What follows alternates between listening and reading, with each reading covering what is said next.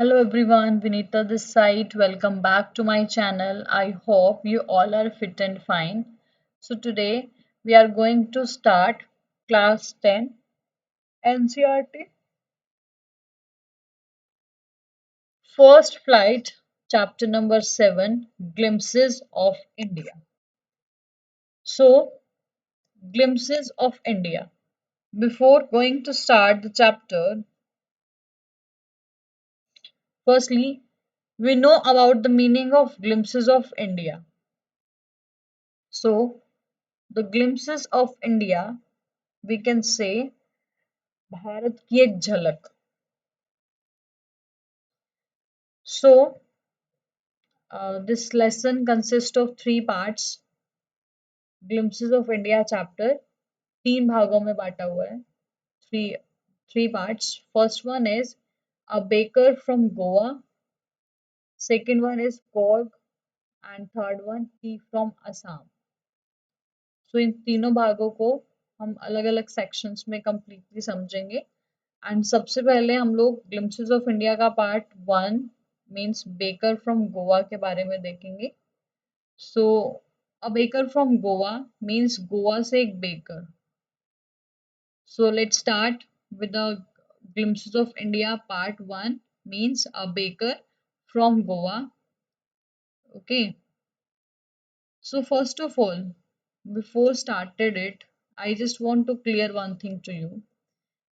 A baker from Goa, Lucio Rodriguez, was a great कौनी assist. ये कोंकणी भाषा का एक बहुत ही महान निबंधकार थे जिन्होंने इसको लिखा है.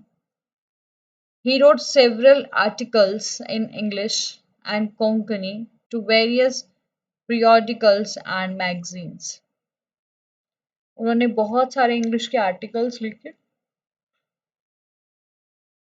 in English also and in Konkani also to various periodicals, बहुत सारे पत्रिकाओं के लिए एंड मैगजीन्स और बहुत सारे मैगजीन्स के लिए. He served as the visiting professor of folk love at many universities and also as a professor of English in Mumbai and Goa. First of all, he served as the visiting professor. उन्होंने कई universities में कई विश्वविद्यालय में लोक प्रेम के अतिथि professor के रूप में भी काम किया. विजिटिंग प्रोफेसर होते हैं like guest, we can say that. And also professor of English, और इंग्लिश के प्रोफेसर के रूप में भी उन्होंने इन बॉम्बे एंड गोवा, मुंबई और गोवा में इन्होंने एज अ इंग्लिश प्रोफेसर भी काम किया. सो मीन्स टू से लूसियो रोड्रिग्स कोंकणी के एक बहुत ही फेमस एसिस्ट थे. उन्होंने बहुत सारी पत्रिकाओं में इंग्लिश एंड कोंकणी में बहुत सारे लेख लिखे थे. एंड इन्होंने कई विश्वविद्यालयों में लोक प्रेम के गेस्ट टीचर, गेस्ट प्रोफेसर के रूप में काम किया है. And in Mumbai and Goa, in that he served as an English professor also. So a baker from Goa, about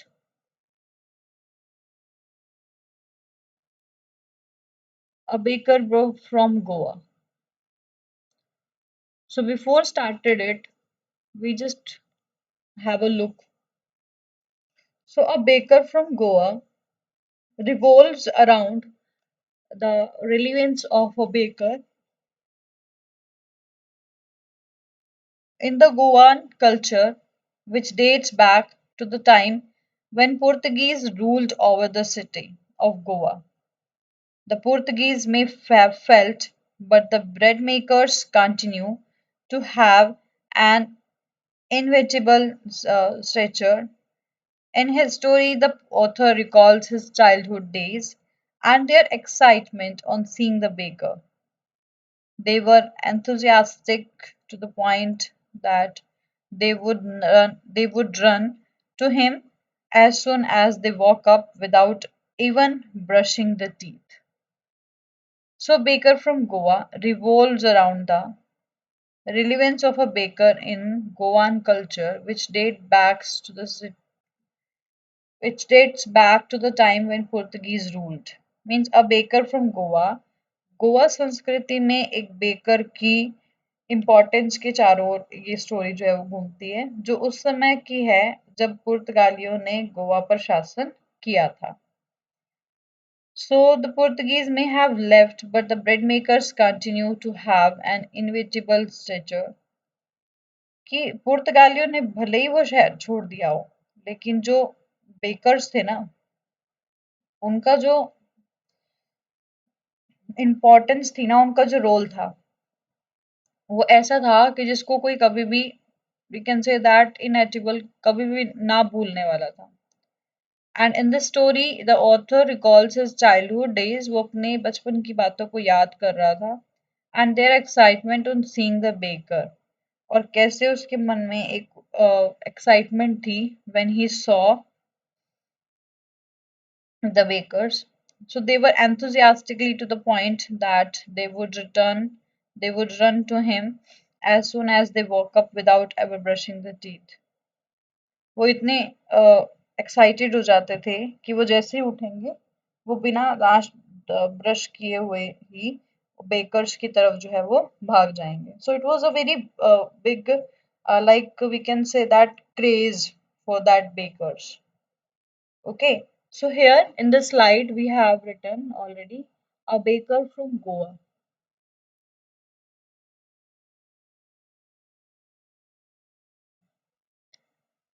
The Goan bread is one of the delicacies that everyone craves for. जो गोवा के bread थे is one of the delicacies. इतनी मतलब सबसे स्वादिष्ट varieties में से एक थे that everyone craves for. जिसको लेने का हर किसी के मन में एक लालसा रहती थी. एक क्रेज था सबको उन बेकर्स के ब्रेड के लिए. The bread is an integral part of the Goa eating habit. वो एक इम्पॉर्टेंट पार्ट बन गया था जिन लोगों को मतलब जो कुछ भी खाने में ना एक हैबिट थी किसकी ब्रेड की. The traditional bread makers in Goa are known as poder. उनको पौडर के नाम से जाना जाता था जो बहुत पुराने ब्रेड मेकर्स थे गोवा में.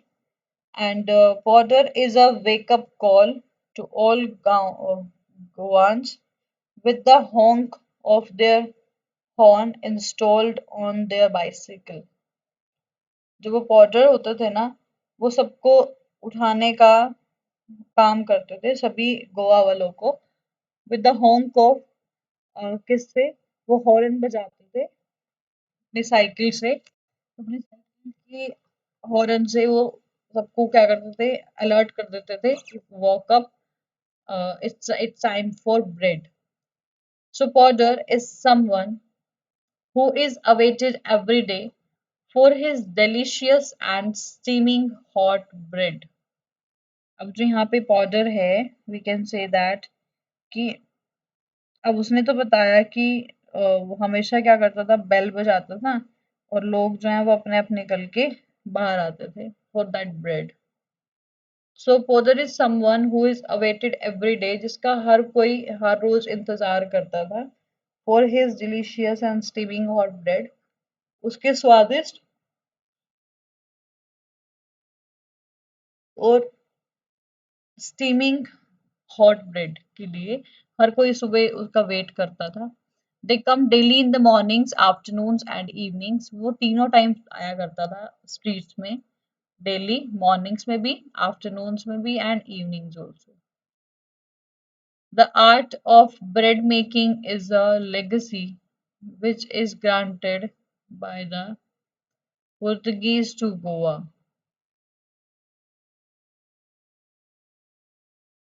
So now the art of bread making, जो bread making बनाने की जो कला होती थी ना, is a legacy which is granted by the Portuguese to Goa.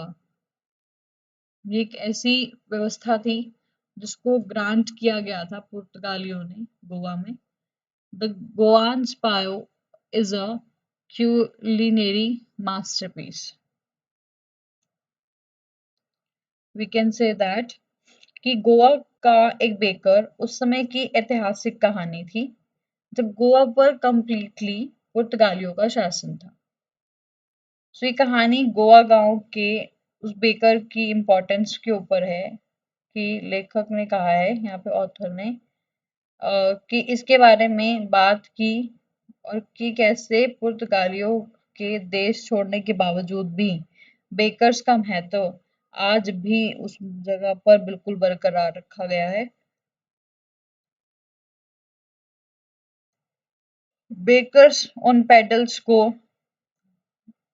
Related करते हैं जो सड़कों पर ब्रेड बेचने के लिए बांस के साथ एक मीन्स टू से मतलब वो साइकिल पे आते हैं हॉर्न बजाते हुए और उनकी हॉर्न की आवाज सुन के जो और कोई है या उनके जो फ्रेंड्स हैं या एनीथिंग एनीवन एल्स उनके शुरुआती दिनों में उनको जगाती थी।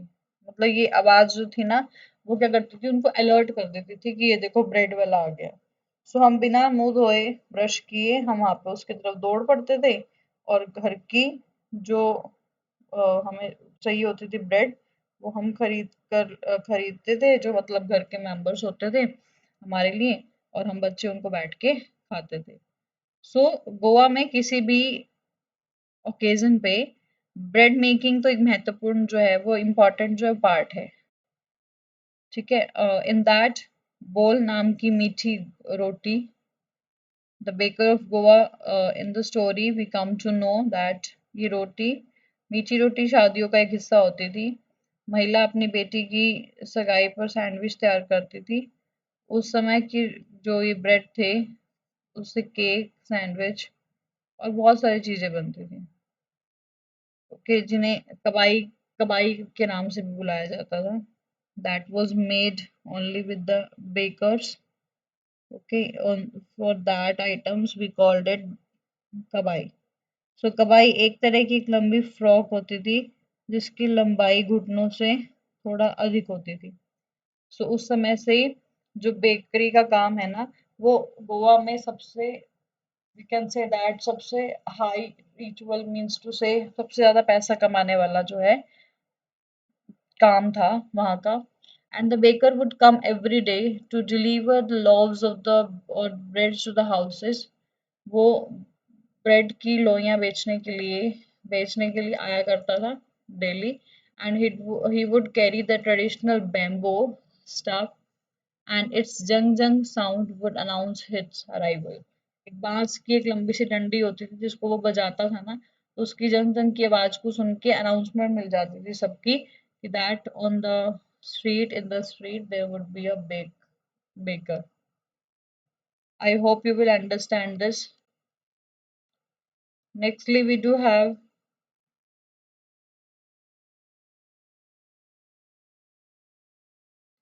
nextly culture। The three main varieties of Goan bread are the soft sweepao, the crisp the crisp undu, and the poi, and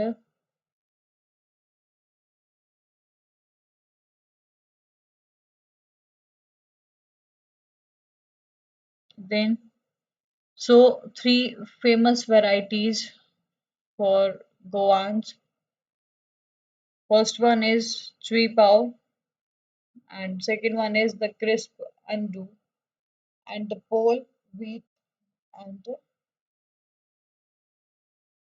khankana, the Bengals. These are the three famous varieties।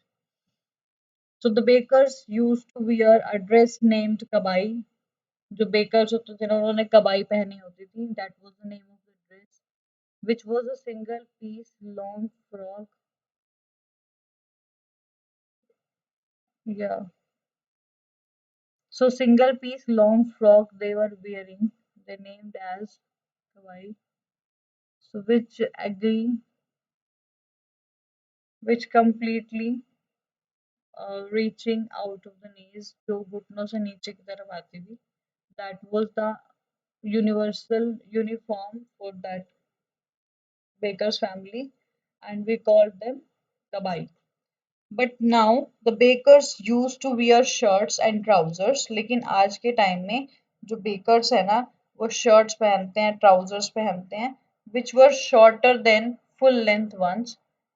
ऐसे ऐसे shorts पहनते हैं, trousers पहनते हैं, which were shorter than full length ones, जो पूरी length के नहीं होते, उनसे छोटे होते हैं, and longer than the half pants.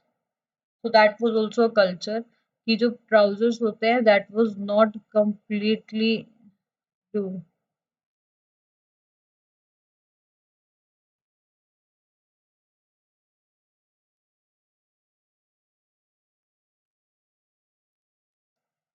So, bread is an important part of Goan's life. Bread एक बहुत important part था. Marriage gifts are meaningless without the sweet bread known as the bowl. जो मैरिज के gifts होते थे ना उनका कोई मतलब नहीं होता था अगर जो स्वीट ब्रेड्स हैं मीठे जो ये हमने ब्रेड बनवाए बोल तक ये कंप्लीट ना हो. So the elders were given laws and the children were given bread bangles which they longed for.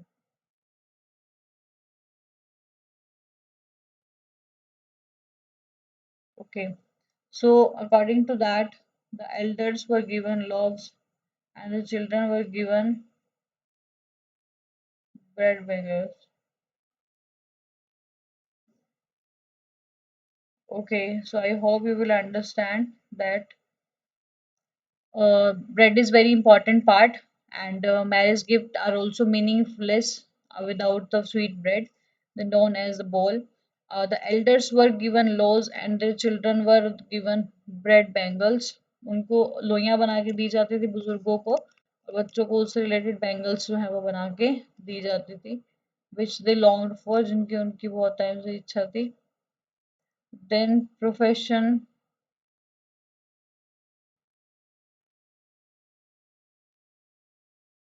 Okay, so also the fact that bakery is a profitable profession कि जो बेकरी का काम था वो that was really a very profitable business shows that the love for the bread is enormous in Goa क्योंकि जो bread को लेके लोगों की choice थी ना it was such a enormous बहुत ज़्यादा थी. I hope you will understand this. So now something about Goa. Fantastic beaches are there and Foying Casino on Mandovi River.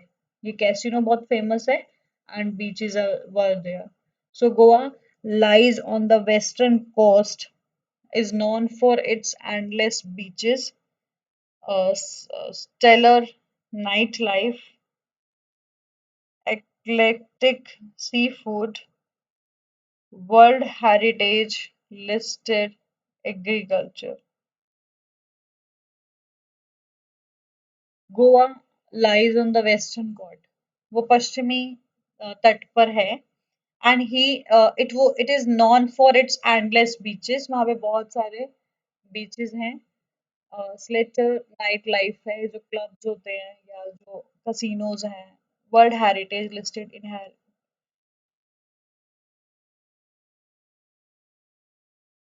और संसार की ऐतिहासिक जो आर्किटेक्चर्स हैं वो वहाँ पर बने हुए हैं. The Portuguese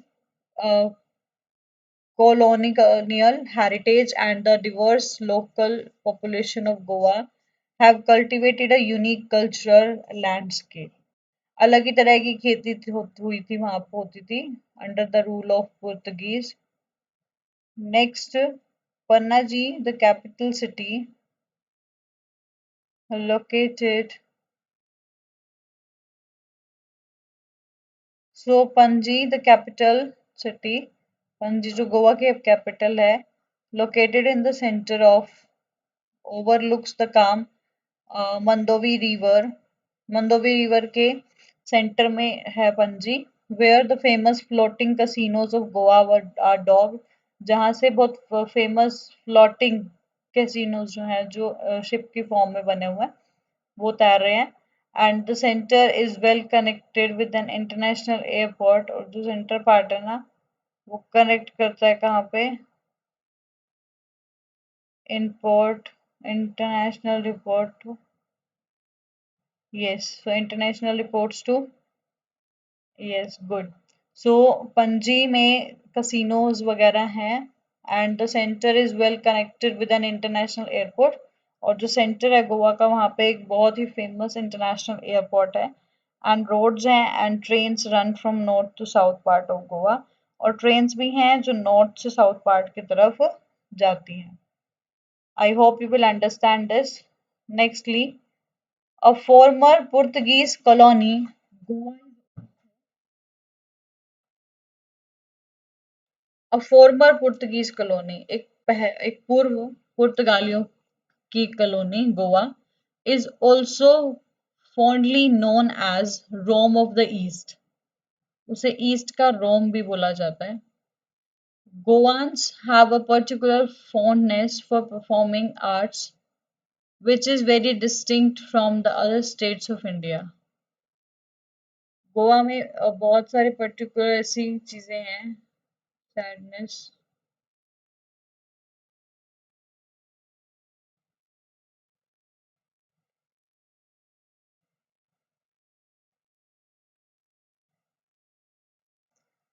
okay, so it was known as the Rome of the East, and in that have a particular fondness of a performing art which is very distinct from the other states of India. Art में perform करना भी उनका एक अलग से शौक है जो सभी स्टेट से बिल्कुल डिफरेंट है।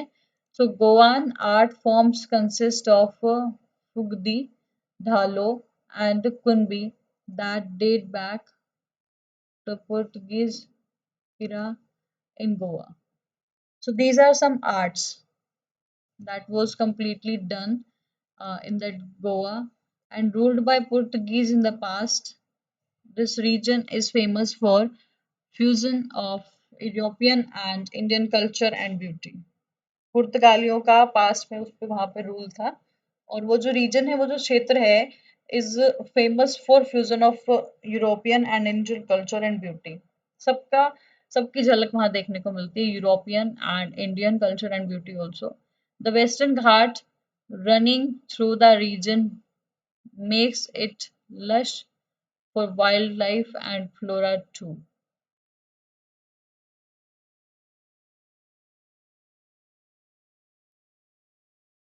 Okay, so ruled by Portuguese that we have already discussed, like the Western Ghats running through the region makes it lush for wildlife. जो Western Ghat है, वो जो क्षेत्र है, वो basically है wildlife के लिए and flora also. Goa is one of the most important tourist spots in the country because of its beauty and culture. जो गोवा है वो एक सबसे इम्पोर्टेंट टूरिस्ट प्लेस भी है कंट्री का, जो अपनी कल्चर और अपनी ब्यूटी के लिए क्या है, बहुत ज्यादा फेमस है। I hope you will understand this. Okay, so Goa एक पारंपरिक गांव के एक रूप का एक चित्रण है। सो ये एक पारंपरिक गोवा के गांव में के एक बेकर का चित्रण है, जिसका स्थान उसके समाज में आज भी बहुत इम्पोर्टेंट है। हम अपने बड़े लोगों को प्राय उन अच्छे पुर्तगालियों को याद करते हुए सुनते हैं जब वो पुर्तगाली और उनके प्रसिद्ध ब्रेड के बंडलों के बारे में सोचते थे। उन डबल रोटियों को खाने वाले लोग चाहे ना रहे हों, लेकिन उनके बनाए गए आज भी वहां पर हैं हमारे बीच में। मिक्सचर, सांचे एंड दैट, चपाती, रोटी सेकने वाले आज भी हैं। वो समय की कसौटी पर परखी गई भट्टियां जो हैं वो आज भी एग्जिस्टेंस में हैं। उनमें आज भी फायर है, वो अब तक बुझी नहीं है। परंपरागत बेकर के बांस की धमक और खनक उसके आगमन की सुबह सुबह की घोषणा होती थी, जो कुछ स्थानों पे आज भी सुनाई देती है। हो सकता है कि पिता जीवित नहीं, पर बेटा आज भी पारिवारिक धंधे को जारी रखे हुए है, और ये बेकार आज भी गोवा के पेडर के नाम के नाम से जाने जाएंगे। I hope you will understand this. Okay. So Goa में हमारे बचपन के दौरान बेकर हमारा एक दोस्त और साथी था, जो हमारा एक गाइडेंस भी था, और इन दिनों में कम से कम वो 2 बार आया करता था। तो एक बार उस समय वो बिक्री के लिए चक्कर लगाने के लिए सुबह निकलता था, और फिर दोबारा फिर वो अपनी पूरी भारी टोकरी लिए दोबारा फिर आता था। तो हम उससे मिलने के लिए, उसका स्वागत करने के लिए ऐसे दौड़ते थे सुबह, क्योंकि जो ब्रेड है उसके प्रति हमारा बहुत ज़्यादा लगाव था, प्रेम था। सो बिल्कुल नहीं, जो ब्रेड है वो किसी पास कीन या बास्टाइन के द्वारा ही जो है वो परचेज की जा सकती थी, as we already discussed here. Okay. जो घर की we can say that ladies होती थी, या जो घर की दासियां होती थी, और हम जिस चीज के लिए तड़पते थे, यानी कि सबसे ज्यादा हमें लगता था कि हमें क्या चाहिए, ब्रेड के छल्ले, जिनका चुनाव हम बहुत ही केयरफुल होकर करते थे जब भी वो बेकर आता था गली में। सो कई बार वो एक विशेष तरह की जो मीठी है ना वो भी होती थी। ओके।